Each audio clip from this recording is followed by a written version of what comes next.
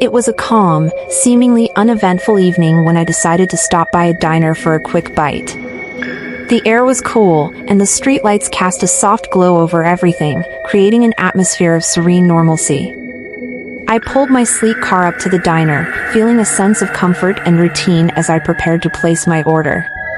Little did I know, the ordinary stop would soon turn into a nightmarish ordeal. As I stepped out of my car and walked toward the entrance of the diner, I noticed the place was quieter than usual. The man behind the counter greeted me with a warm smile, but something in his eyes made me uneasy.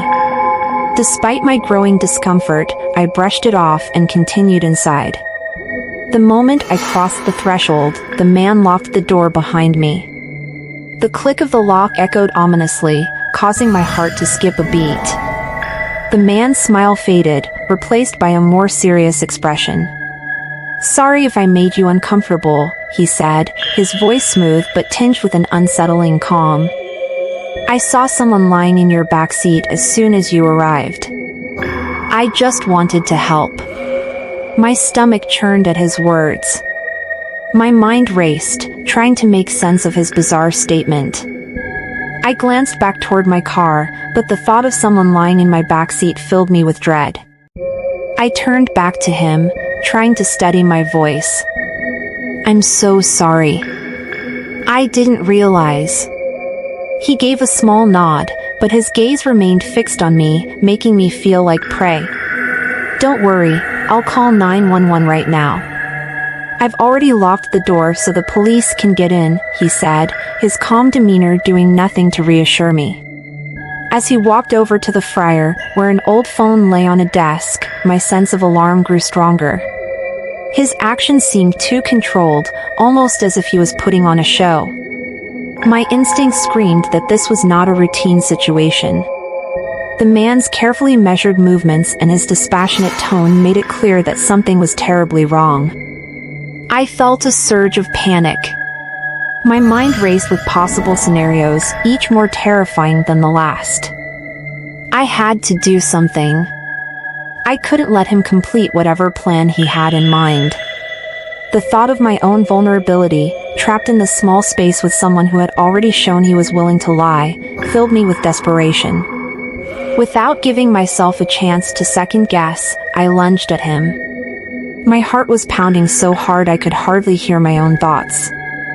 I grabbed his head with all my strength and forced it toward the fryer, where the oil was bubbling violently.